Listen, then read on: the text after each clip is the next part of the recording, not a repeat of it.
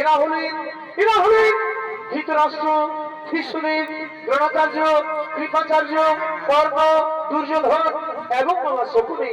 তারা সকলে মিলে সেই হস্তিনাপুর রাজসভার দিকে আগমন করছে।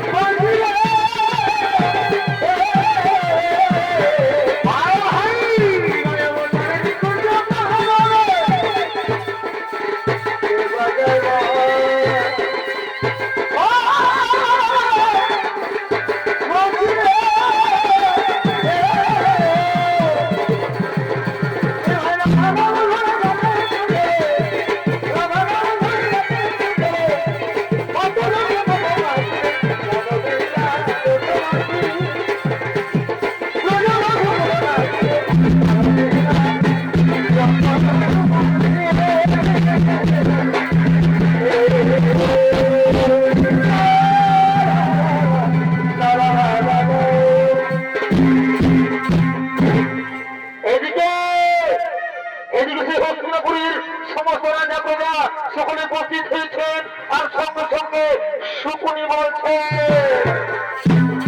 প্রিয় ভাগ্নে দুর্যোধন, প্রিয় ভাগ্নে দুর্যোধন, যা ভাগ্নে যা তুমি সেই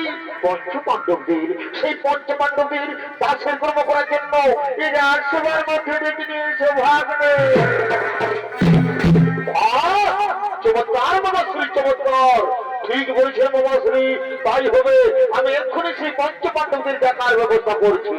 ওরে ভাই দুঃশাসন, তুমি যেখানে থাকো শীঘ্র চলে এসো রাজসভা। ধৃতরাষ্ট্র সন্তান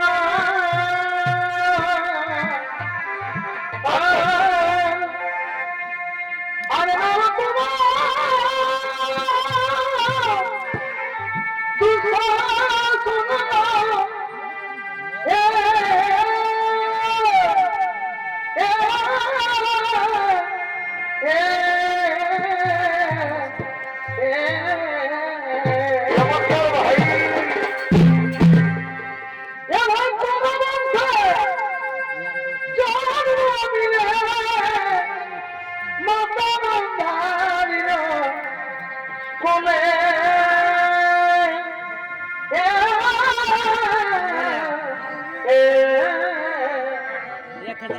পরিচিত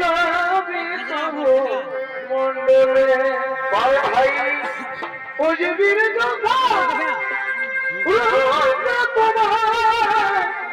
জানে কমে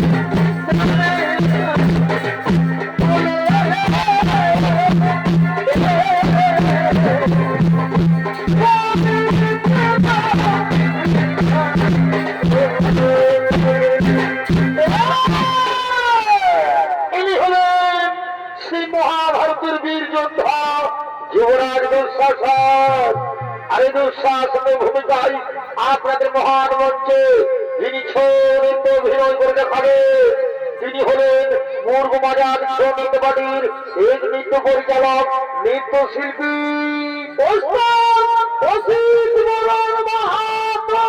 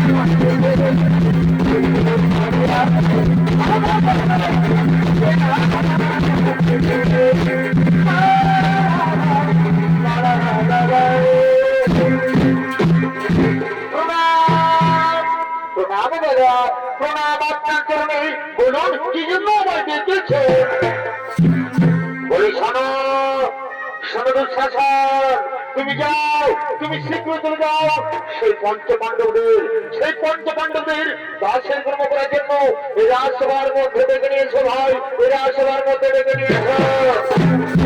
হ্যাঁ দাদা, আমি আপনার দেশ অক্ষরে অক্ষরে করিব পালন। আমি আর একটুখানি বিলম্ব করবো না, আমি চললাম সেই পঞ্চপাণ্ডবদের ডেকে নিয়ে আসার জন্য।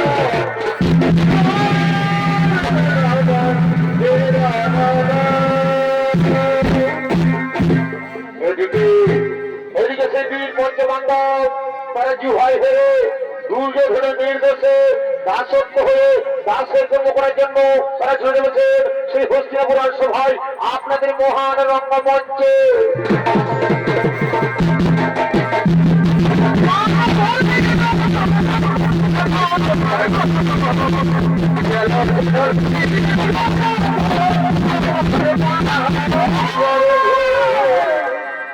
এরা হলেন সেই মহাভারতের বীর পঞ্চপাণ্ডব। তারা দুর্যোধনের নির্দেশে দাসের কর্ম করার জন্য সে হস্তিনাপুর রাজসভার দিকে আগমন করছে।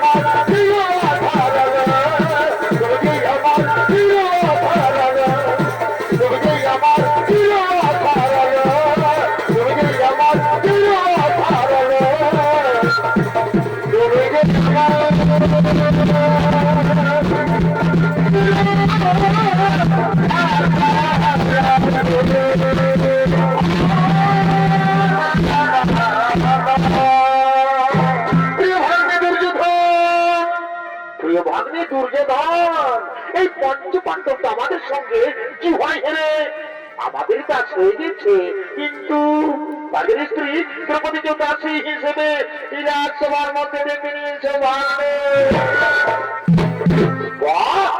চমৎকার মামাশ্রী, চমৎকার, ঠিক বলেছেন মামাশ্রী। তাই হবে মামাশ্রী, তাই হবে। রাধিকামি, তুমি শীঘ্র চলেছো রাজসভা।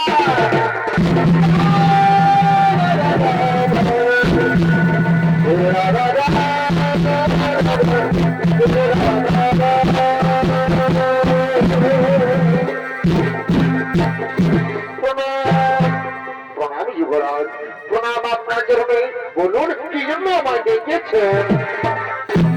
বলি শোনো, শোনো প্রতিকামী, তুমি যাও, তুমি শীঘ্র চলে যাও সেই দ্রৌপদীর কাছে। তাকে জানিয়ে দাও যে দুর্যোধন তাকে জিহ্বায় জিতেছে। তাই তুমি কিছুতেই বিলম্ব করো না, তুমি শীঘ্র চলে যাও সেই দ্রৌপদীকে ডেকে নিয়েছে রাজসভায়। যুবরাজ, তাই হবে যুবরাজ, আমি আপনার কথা মতোই আমি চললাম সেই দ্রৌপদীর কাছে।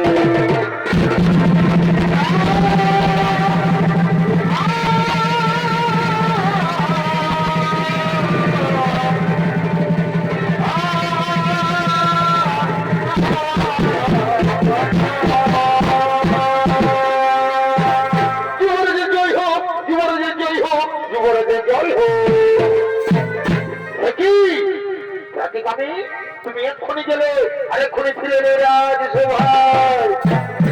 যুবরাজ, যুবরাজ, আমি গিয়েছিলাম সেই দ্রৌপদীর কাছে, কিন্তু তোমার মুখ হঠাৎ করে বন্ধ হয়ে গেল কেন? কি হয়েছে প্রতিকামী? সত্যি ঘটনা আমার মাকে খুলে বলো। যুবরাজ, আমি গিয়েছিলাম সেই দ্রৌপদীর কাছে, কিন্তু সে কোনো মতেই আসতে চাইল না এই সভায়। আমি অনেক চেষ্টা করলাম, কিন্তু সে কোনো মতেই রাজি হলো না এই সভায় আসার জন্য। তোমার অহংকার যে দুর্যোধনের কথা জানতে চাইল না। সবুজ এখনো পর্যন্ত এই যুবরাজ দুর্যোধনকে জানে না। যে দুর্যোধনের কথা মান্য করে তাকে দুর্যোধন কি শাস্তি দেয়? ভাই দুঃশাসন, তুমি শীঘ্র চলেছ আমার কাছে।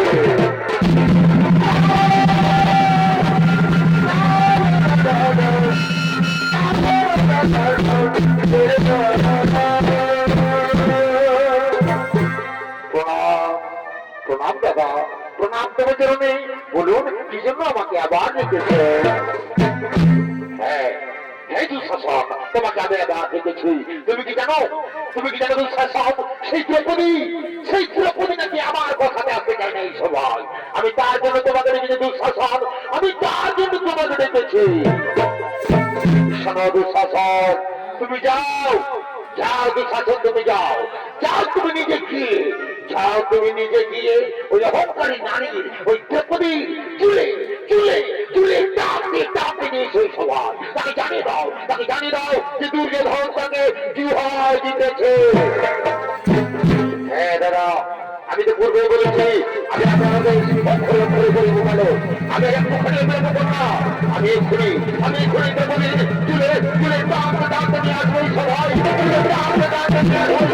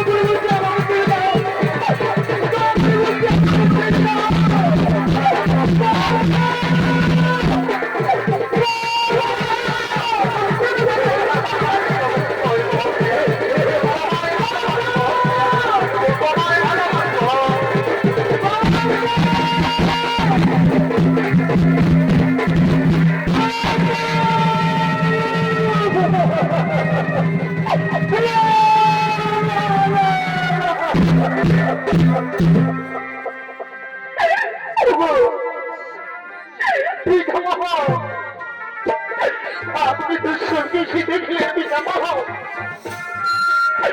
ওই দুঃশাসন কিভাবে আমায় অপমানিত করে তুলে কাঁদতে নিয়ে এসেছে সভায়।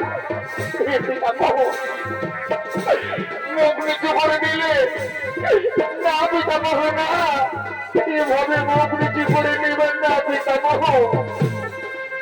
আমি যে আপনার কুলবধূ দ্রৌপদী, আমি ঋতু স্নান না করে এই পূর্ণকুল সভার মাঝে আপনাকে আমি প্রণাম করছি পিতামহ।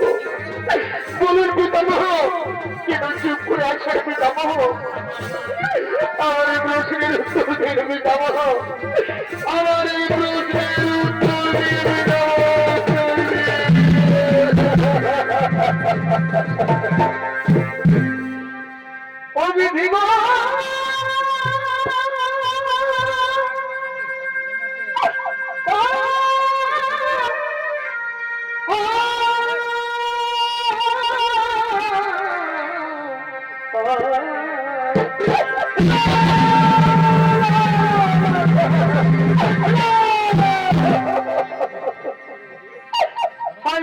কি করিলে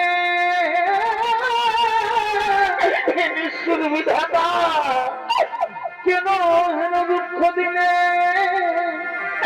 কি করলে তুমি জীবন না দিলে কেন?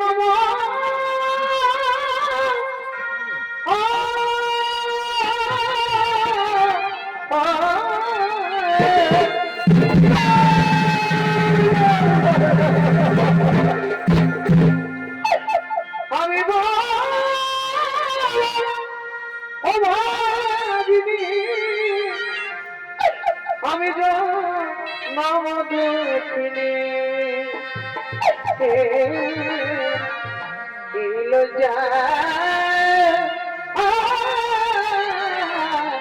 কোন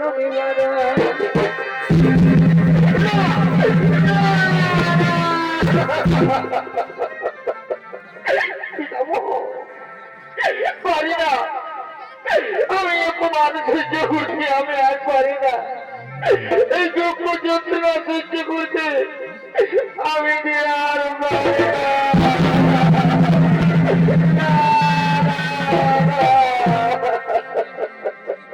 তবে বীর পঞ্চ পাণ্ডব আমার স্বামী আজকে মুখে সমুদ্রমা হিসেবে, এই বীর পঞ্চ পাণ্ডব আমার স্বামী আজকে মুখে সমুদ্রমা হিসেবে, আজ কি দুর্দশা ঘটিল আমার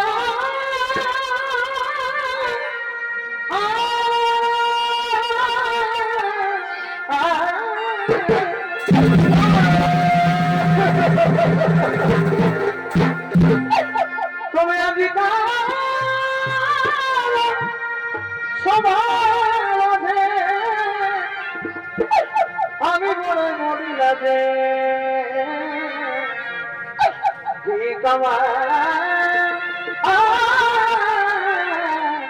এই পঞ্চ স্বামী গণে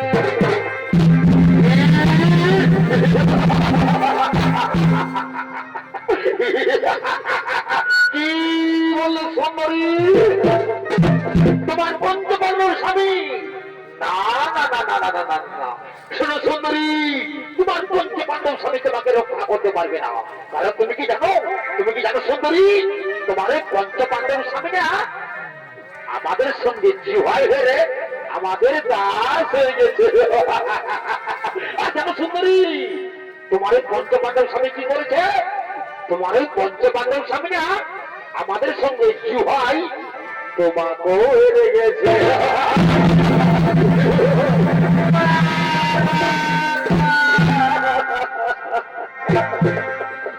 তুমি কোন সবার জানো হে ভগবান, আমার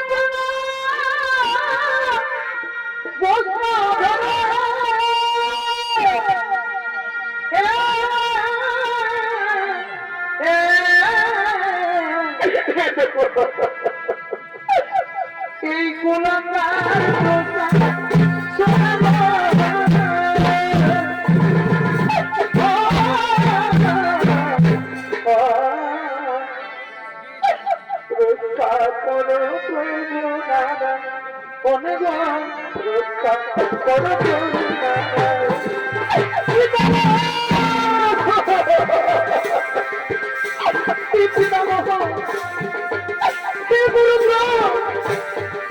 আমি কি অপরাধ করেছিলাম, আমি কি অপরাধ করেছিলাম যে আমি পূর্ণ সমান আছি, আমাকে অপমান করে আসছে পিতাম।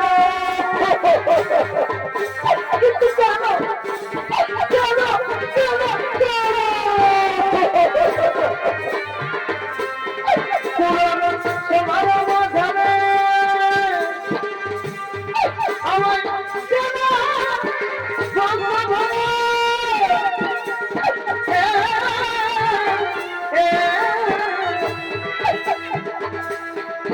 এই কোলার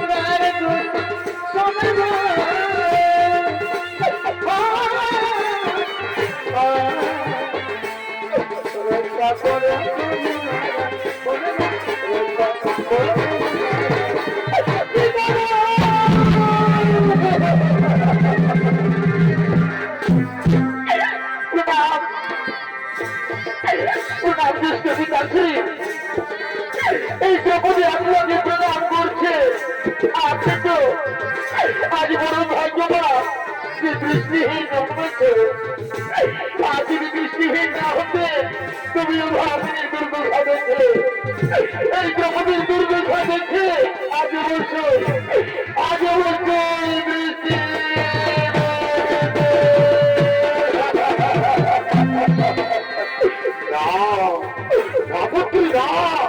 তুমি ওটা বলো না পুত্রী, তুমি আমাকে কিছুই বলো না পুত্রী, তুমি আমাকে কিছু বলো না পুত্রী।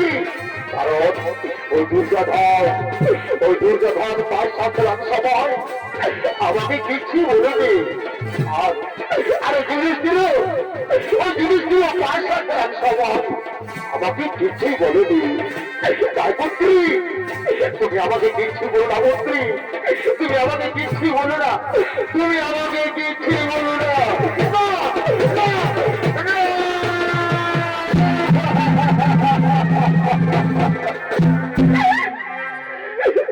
আমি বড়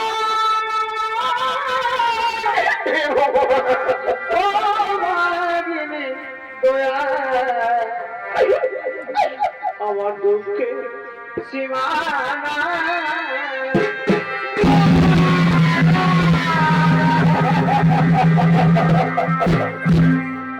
আমার চিনে বড়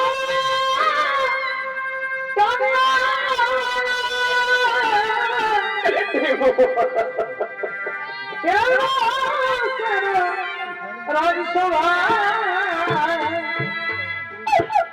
আমি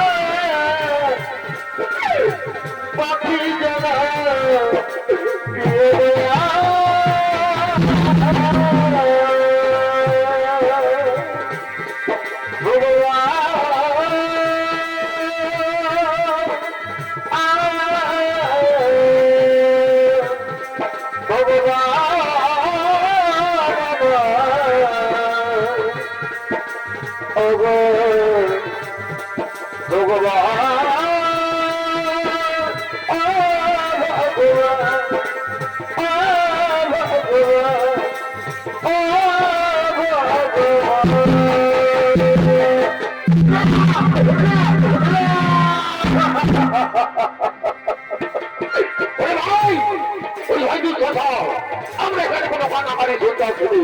তুমি যাও এই দেবদের বধ করে করে তাকে নির্বোধ করে এই সভাবারে তাকে উল্লাঙ্ঘ করে দাও।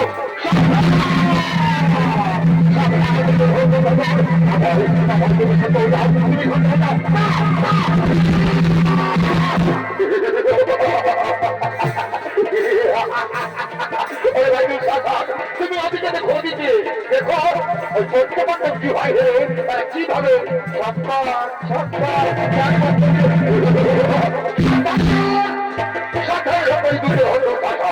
আমি তোমাদের বারবার করে সাবধান করে দিচ্ছি, আমি তোমাদের বারবার করে সাবধান করে দিচ্ছি, এই সতীর গায়ে হাত দেবি না।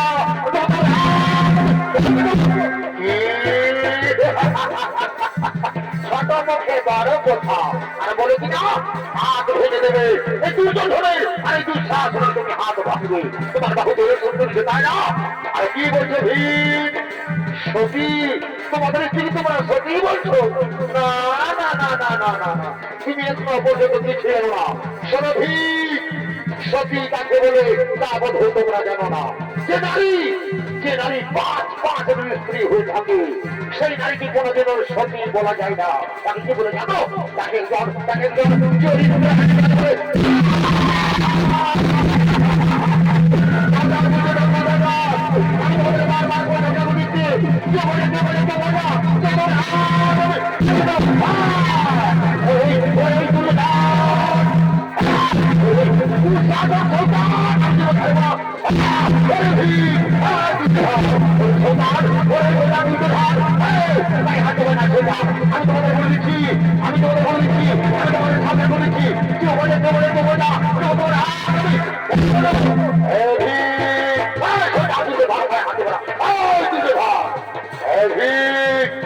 তুমি কি এভাবে ছটফট করছো? তুমি চেষ্টা করতে জানো না যে তোমরা আমাদের সঙ্গে চুহাই হয়ে আমাদের দাস হয়ে গেছো, তেমনি ভাবে চুহাই হয়েছো, তেমনি ভাবে দাসের মতো নিজের জায়গায় বসে যাও। শয়তান আর আমাকে কথা দেখায়, যাও যাও শয়তান, বলে যাও সাবধান। তুমি কি ভাবে ছটফট করছো? তোমরা তো জানো যে তোমরা আমাদের সঙ্গে চুহাই হয়ে গেছো, তাই তেমনি ভাবে চুহাই হয়েছো, দাসের মতো নিজের জায়গায় চুপচাপ বসে যাও। যাও যাও শয়তান, বসে যাও। আর শোনো দুঃশাসন, তুমি এখন আমার একটা কাণ্ড করো। তুমি যাও এই দ্রৌপদীর বস্ত্র ফেলে তাকে বীর বস্ত্র করে এই সভা মাঝে তাকে উলঙ্গ করে দাও। দেখি আমি তাকে চুহাই দিয়েছি, তাকে সভা মাঝে না কোথাও কেউ লাগে। তুমি আমার কথা শোনো না ভাই, শান্ত হো ভাই। শোনো দুঃশাসন, আমি জানি ভাই তুমি ওই ভীমের দিকে তাকিয়েছো না? ওই ভীম আমাদের সঙ্গে চুহাই হয়েছে না, তাই ছটফট করছে। দেখো যাও দুঃশাসন, তুমি শোনো আমার একটা পালন করো। দাদা আমি পূর্বে বলেছি, আমি আপনার বলতে পারো আমি আমি উলঙ্গ করে দেবো।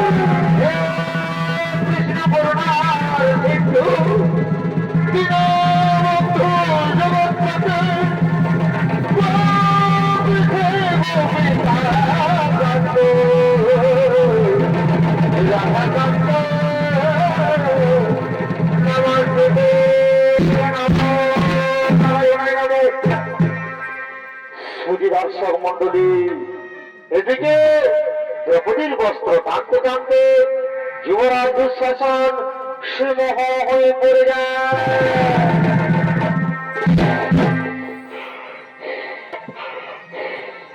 কারণ সত্যযুগের বীর গর্ভমণি গঙ্গার জলে স্নান করছিলেন। এমন সময় সে গর্ভমণি গঙ্গার জলে স্নান করতে করতে তার গায়ের বস্ত্র জলের মধ্যে ভেসে যায়। সেই সময় গর্ভমণি সে জলের মধ্যে উলঙ্গ অবস্থায় দাঁড়িয়ে রয়েছিলেন। তার বাঁচার কোনো উপায় ছিল না।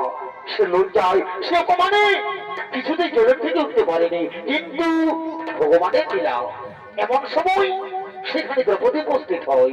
সেখানে দ্রৌপদী পৌঁছে দেখতে পাই যে গর্ভমণি জলের মধ্যে উলঙ্গ অবস্থায় দাঁড়িয়ে রয়েছে। সেই সময় দ্রৌপদী নিজেই তার একখানা বস্ত্র দিয়ে গর্ভমণিকে জলের থেকে উদ্ধার করেছিলেন। সেই সময় গর্ভমণি এই দ্রৌপদীকে প্রাণ ভরে আশীর্বাদ দিয়েছিলেন। তাই ছিল দর্শক মন্ডলী, তাই সেই গর্ভমণির আশীর্বাদে আজ সে নারায়ণ এসে, আজ সে কৃষ্ণ ভগবান এসে দ্রৌপদীকে বস্ত্র দিয়ে তার লজ্জা নিবারণ করেছে।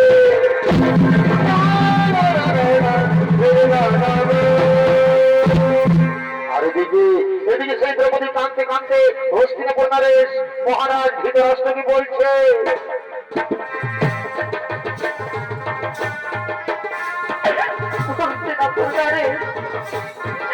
মহারাজ ধৃতরাষ্ট্র,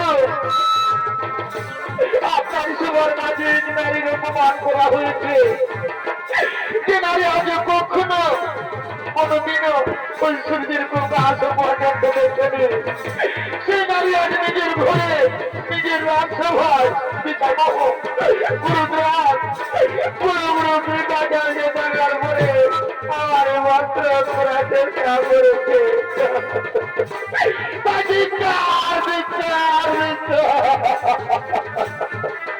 আমি ঘৃণা করি ওই সভাকে। আজ আমি ও সভায় নারী হয়ে এই সভাবাদে আমি প্রতিজ্ঞা করছি যে আসলে যতদিন পর্যন্ত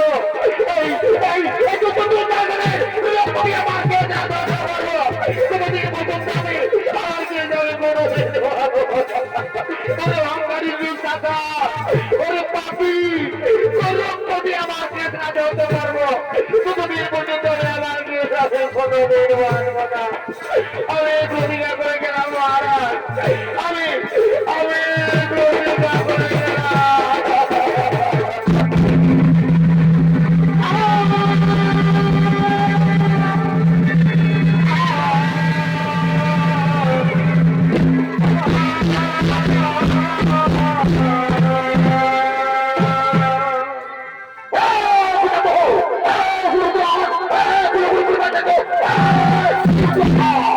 আমি পাণ্ডু আমি হস্তিনাপুরের সভাবাসী, আমি প্রতিজ্ঞা করছি দিন পর্যন্ত এই পাখি, এই হকারি, এই না করতে পারি ততদিন পর্যন্ত আমি আমার পূর্বপুরুষের আমি কোনোদিন মুখ দেখাবো না। আমি পাণ্ডু এই সভা থেকে আজ আমি এই প্রতিজ্ঞা করে গেলাম। আজ আমি এই প্রতিজ্ঞা করে গেলাম।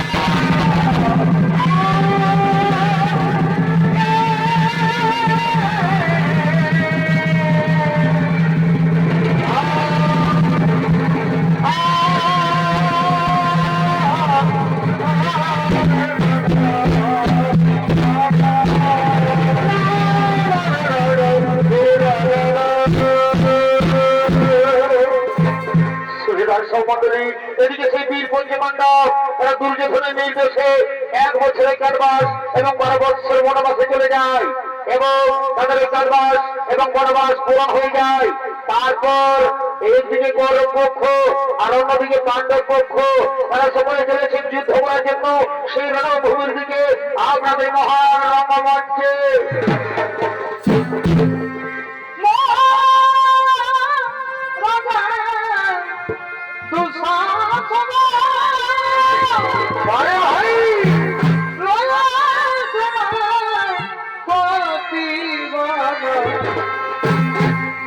মহাবলী প্রেমের সাথে করিবারে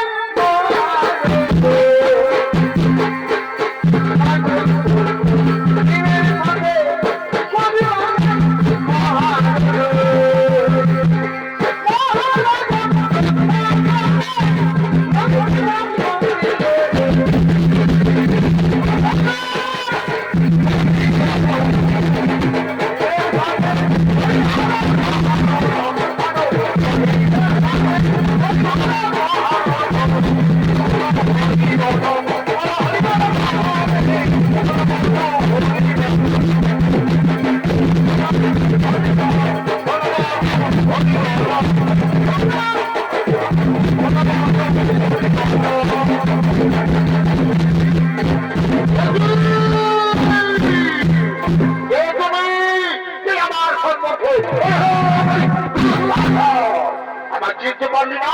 আমি পাঁচশো ও কে ভীম, আচ্ছা আচ্ছা, ওরে ভীম, আমি রণভূমিতে না তোমাকে এদিকে ওদিকে খুঁজে বেড়াচ্ছিলাম। আমি অন্য ভেবেছিলাম, আমি ভেবেছিলাম যে তুমি রণভূমি ছেড়ে তোমাদের দ্রৌপদীর চুলের মধ্যে তুমি লুকিয়ে রয়েছ। সাধারণ লোকালি দুঃশাসন মনে পড়ে, মনে পড়ে সেরা সবার কথা। আমরা পঞ্চপাণ্ডব সামনে থাকার পরেও আমাদের পাঞ্চালের বস্ত্র হরণ করার চেষ্টা করেছিলি। ওই পাপি, ওই কুলাঙ্গার, ওই শয়তান আমার হাত থেকে, আজ আমার হাত থেকে তোমাকে কেউ কেউ কেউ বাঁচতে পারবে না। তাই যুদ্ধের জন্য তৈরি হয়ে যাও। তাই ধরাত্র করার এই কথা দিয়ে তোমার আমি মধ্যে দেব।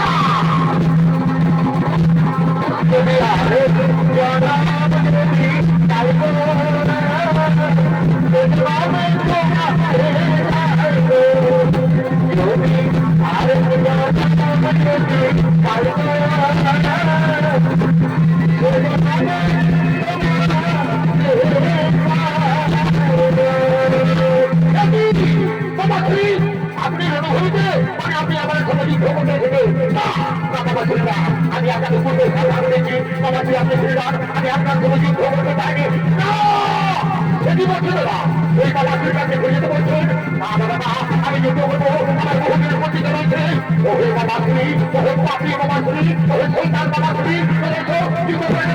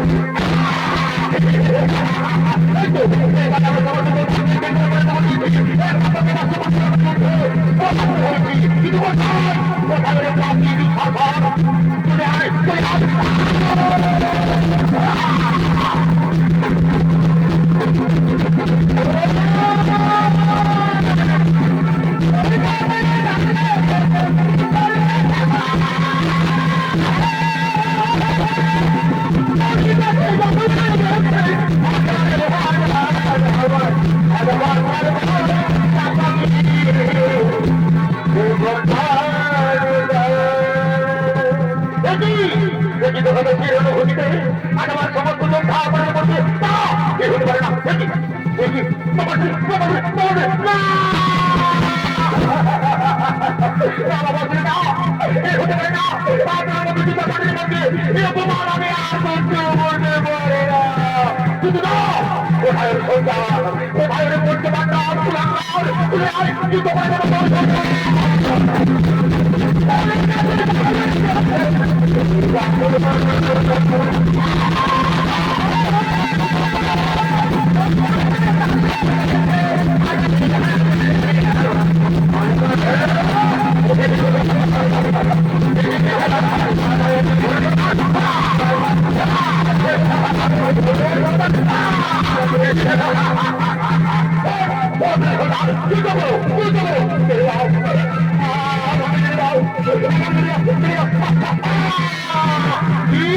তোমার ছেড়ে দেবো মনে করেছে রাখবার কথা আজ আমি তোমার ছাড়বো না এই গোটা দিয়ে তোমার মুক্তি আমি ছেড়া করবো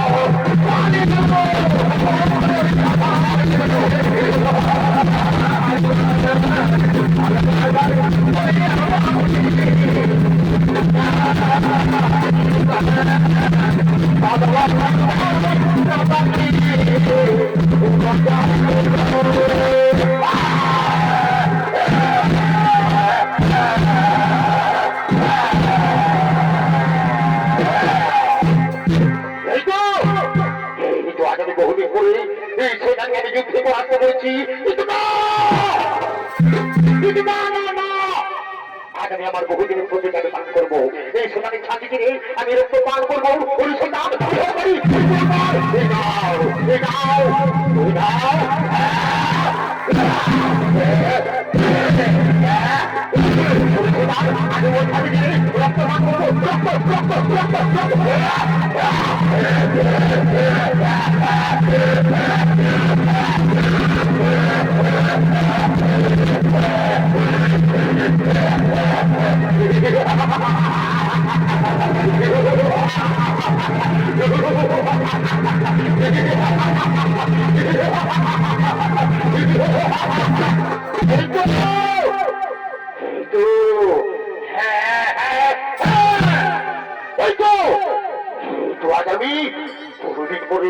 আমি আমার প্রতিজ্ঞা পালন করেছি কিন্তু না একটুখানি বিলম্ব করবো না এই সেখানে ছাঁচি দিয়ে আমি রক্ত নিয়ে যাবো সেই দ্রৌপদীকে ধৈর্য করার জন্য কিন্তু না আমার প্রতিজ্ঞা আমি পালন করেছি কিন্তু আমাদের দ্রৌপদীর প্রতিজ্ঞা আমি পালন করবো এই সেখানে ছাঁচি দিয়ে আমি রক্ত নিয়ে যাবো সেই দ্রৌপদীকে ধৈর্য করার জন্য ওই সেটা ওই পাপি আজ তোমার ছাড়বো না তোমার রক্ত নিয়ে যাবো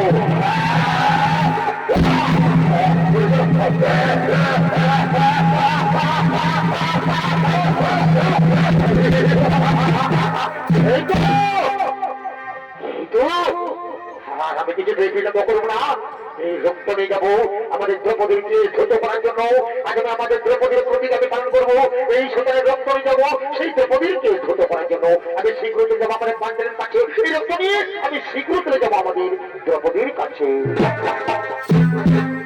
জয় রাধে রাধে কৃষ্ণ কৃষ্ণ গোবিন্দ গোবিন্দ রে জয় রাধে গোবিন্দ রাধে গোবিন্দের নামটি প্রেমানন্দ নিতাই গৌর হরি হরি বল পদনে লইয়া জয় রাধে গোবিন্দ রাধে গোবিন্দের নামটি হরি বল পদনে লইয়া নয়নের সদা ভাষণে জয় রাধে রাধে গোবিন্দ গোবিন্দ জয় রাধে রাধে গোবিন্দ গোবিন্দ রাধে গোবিন্দের নামটি পদনে লইয়া গোবিন্দের নামটি পদনে লইয়া নয়নের সদা ভাষণে জয় রাধে রাধে গোবিন্দ গোবিন্দ রাধে